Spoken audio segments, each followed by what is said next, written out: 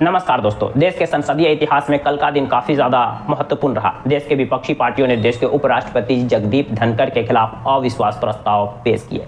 लगभग 70 विपक्षी सांसदों का इस अविश्वास प्रस्ताव की नोटिस पर हस्ताक्षर है। ऐसे में सवाल खड़ा हो रहा है कि क्या अब देश के उपराष्ट्रपति और राज्यसभा के पदेन सभापति जगदीप धनखड़ की कुर्सी खतरे में है? और ये अविश्वास प्रस्ताव होता क्या है और क्या इससे पहले भी किसी उपराष्ट्रपति के खिलाफ अविश्वास प्रस्ताव पेश किया गया है?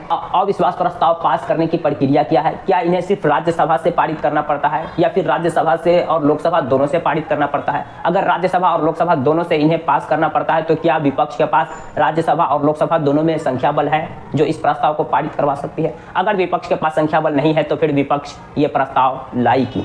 इस तरह के कई सारे सवाल हैं जो आपके जहन में उठ रहे होंगे। इन सभी सवालों के जवाब आज हम अपनी इस वीडियो में जानने की कोशिश करेंगे। आप लोगों से रिक्वेस्ट है कि आप इस वीडियो को कंप्लीट देखें। अगर मेरे चैनल पर फर्स्ट टाइम है तो प्लीज चैनल को सब्सक्राइब कर दीजिए, वीडियो को लाइक करना न भूलें। सबसे पहला सवाल, ये अविश्वास प्रस्ताव होता क्या है और क्या उपराष्ट्रपति जगदीप धनखड़ से पहले भी किसी उपराष्ट्रपति के खिलाफ ये प्रस्ताव लाया गया है? अविश्वास प्रस्ताव उपराष्ट्रपति को पद से हटाने की एक प्रक्रिया है। संसदीय इतिहास में अभी तक किसी भी उपराष्ट्रपति के खिलाफ अविश्वास प्रस्ताव नहीं लाया गया था, यानी जगदीप धनखड़ ये पहले उपराष्ट्रपति हैं जिनके खिलाफ अविश्वास प्रस्ताव का नोटिस दिया गया। विपक्षी सांसदों का कहना है, इंडिया अलायंस के नेताओं का कहना है कि राज्यसभा के जो सभापति और देश के उपराष्ट्रपति जगदीप धनखड़ नियम के विरुद्ध जाकर सत्ता पक्ष के जो नेता है, सत्ता पक्ष के जो सांसद है, उन्हें बोलने की अनुमति दे देते हैं, मंत्री को बोलने की अनुमति दे देते हैं, लेकिन हम लोगों को वहां चुप करा दिया जाता है। हम लोग को नियम के तहत भी बोलने नहीं दिया जाता। हम लोग जो भी आवाज उठाते हैं उन्हें तो एक उठाने नहीं दिया जाता, हमें बोलने नहीं दिया जाता। दूसरी बात कि उन्हें रिकॉर्ड से हटा दिया जाता और कहते हैं कि ये रिकॉर्ड में नहीं लिया गया। ऐसे में हमारे पास अविश्वास प्रस्ताव लाने के अलावा कोई विकल्प ही नहीं बचा था। कांग्रेस के लीडर जयराम रमेश ने इस पर ट्वीट कर कहा कि ये दुखद है, लेकिन हमारे पास यानी इंडिया गठबंधन के पास देश के उपराष्ट्रपति जगदीप धनखड़ के खिलाफ अविश्वास प्रस्ताव लाने के अलावा कोई विकल्प ही नहीं बचा। अब सवाल उठता है कि देश के उपराष्ट्रपति के खिलाफ अविश्वास प्रस्ताव लाने और उन्हें पास करने की प्रक्रिया क्या है।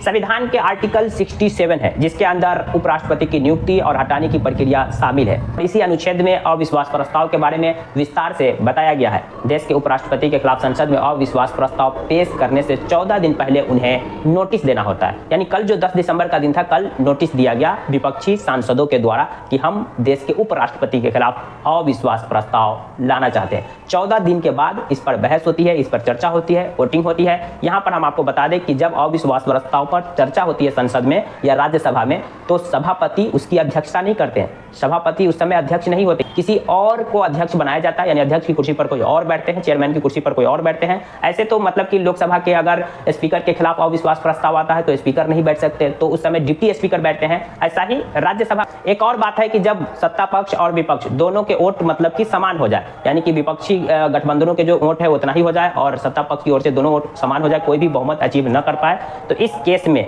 उपराष्ट्रपति वोटिंग में पार्टिसिपेट नहीं करेंगे। जैसे नॉर्मली कोई जो विधेयक होता है, उस विधेयक में अगर दोनों तरफ वोट बराबर हो जाता है तो निर्णायक वोट यानी निर्णायक वोटिंग की भूमिका स्पीकर निभाते हैं, लेकिन इस केसेज में जो उपराष्ट्रपति है वो वोटिंग में पार्टिसिपेट नहीं कर सकते हैं, वोटों की संख्या बराबर होने के बावजूद भी। अगर राज्यसभा में यह प्रस्ताव पास हो जाता है तो फिर इन्हें लोकसभा में पेश करना होता है। लोकसभा में इन्हें साधारण बहुमत से पास होना पड़ता है। लोकसभा और राज्यसभा दोनों से अगर यह प्रस्ताव पास हो जाता है तो फिर उपराष्ट्रपति के पद से हटाने की प्रक्रिया पूरी हो जाती है। अब सवाल उठता है कि राज्यसभा में उपराष्ट्रपति को हटाने के लिए कितने यानी संख्या बलों की इस समय जरूरत है। तो वर्तमान में राज्यसभा में 231 सांसद है, यानी कहने का मतलब कि राज्यसभा से यह प्रस्ताव पास होने के लिए इंडिया अलायंस को 116 वोट की जरूरत पड़ेगी। इंडिया गठबंधन के जो तमाम पार्टी है अभी उनके पास 84 सांसदों का समर्थन है। बीजेपी जो गठबंधन है, एनडीए गठबंधन के पास 113 सांसदों का समर्थन है और 11 जो सांसद है वो किसी अन्य पार्टी से है, न अभी एनडीए के अंदर है न इंडिया के अंदर है। वो जगन मोहन रेड्डी की पार्टी है, आपको जानते ही होंगे, वाईएसआर।